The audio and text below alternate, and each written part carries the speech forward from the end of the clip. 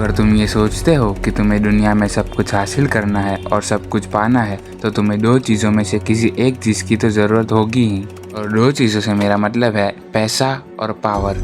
और ये दोनों ऐसी चीज़ें हैं, अगर तुम्हारे पास एक हो तो दूसरी खुद ब खुद चल के आएगी, लेकिन अगर एक भी पास ना हो तो गली का कुत्ता भी तुम्हें नहीं पूछेगा। और इस वीडियो में मैं तुम्हें समझाने वाला हूँ कि पावर को कैसे कंट्रोल करते हैं और कैसे पावर को हासिल करते हैं। सो बिना किसी देरी के वीडियो को स्टार्ट करते हैं, लेकिन स्टार्ट करने से पहले मैं ये बता देना चाहता हूँ ये वीडियो मेरे सब्सक्राइबर्स के लिए है। अगर तुम मेरे सब्सक्राइबर हो तो तुम्हें पता होगा कि मैं ये वीडियो किस लिए बना रहा हूँ। सो अगर इस वीडियो पे रिस्पॉन्स अच्छा आया तो मैं इसका पार्ट 2 भी निकालूंगा। तो कुछ ऐसे लॉज है जिससे तुम पावर को कंट्रोल कर सकते हो और उसे हासिल भी कर सकते हो, जिसे कहते हैं द 48 लॉज ऑफ पावर। तो आज की इस वीडियो में हम जानेंगे 4 ऐसे लॉ जिससे तुम पावर को कंट्रोल कर सकते हो और बिना कुछ करे लोगों को मैनिपुलेट कर सकते हो।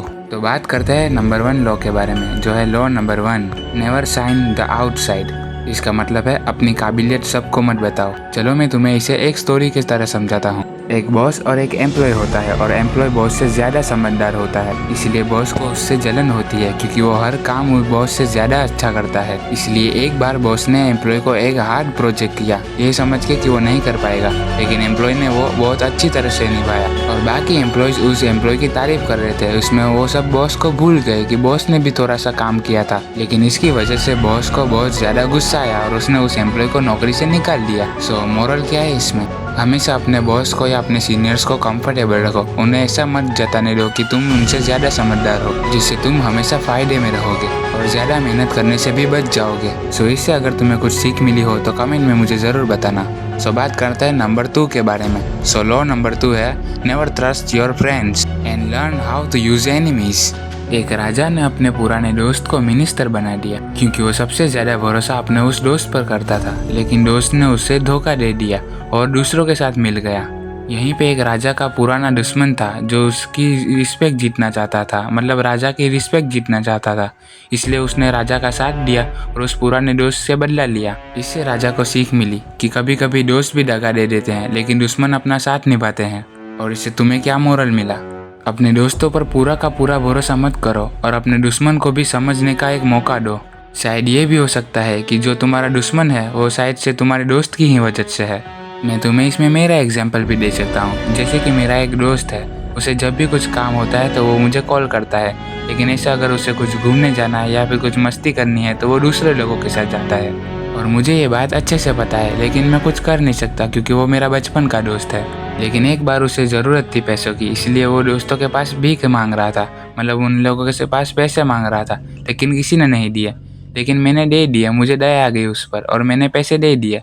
और यही थी मेरी सबसे बड़ी भूल। मुझे लगा कि वो समझेगा कि मैं दोस्त हूँ, इसलिए दोस्ती के नाते मैंने उसको पैसे दिए, लेकिन ना तो कभी उसने मुझे पैसे लौटाए या फिर मुझे थैंक यू बोला।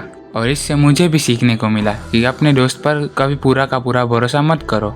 और वो वही दोस्त था जो दूसरों के खिलाफ मुझको भड़काता था और दूसरों से मेरी दुश्मनी कराता था, लेकिन जब से वो मेरी ज़िंदगी से गया है मेरे दुश्मन भी मेरे दोस्त बनने लगे हैं और हमें पता चला कि हमारी दुश्मनी की वजह वही था। सो इससे सीख मिलती है तुम्हें कि नेवर ट्रस्ट योर फ्रेंड्स।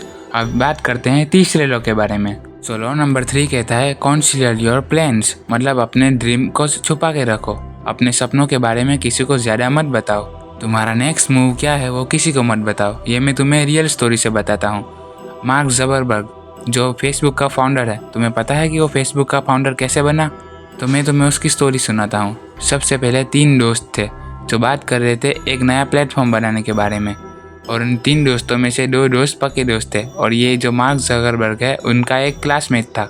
तब वो दोनों दोस्त बात कर रहे थे कि अभी मार्केट में एक नया ऐप बनाने की ज़रूरत है जिसमें हम फ्रेंड बना सकते हैं लोगों को, और ऐसे करके वो प्लानिंग कर रहे थे। और ये सारी की सारी प्लानिंग पीछे से मार्क ज़करबर्ग सुन रहा था। उसने सोचा कि मैं अगर उन लोगों से पहले बना दूंगा तो मैं ज़्यादा सक्सेसफुल हो जाऊंगा, और हुआ वैसा ही। वो दोनों दोस्त सिर्फ बात करते रह गए और मार्क ज़करबर्ग उनका चांस ले गया।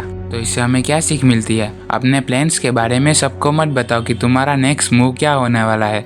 हो सकता है कि तुम अगर किसी को बता दो तो वो तुमसे ज़्यादा मेहनत करके वो आगे निकल जाए, क्योंकि ये ज़िंदगी ऐसी है, अगर तुम पीछे रह जाओगे तो कोई तुम्हें कुचल के आगे निकल जाएगा।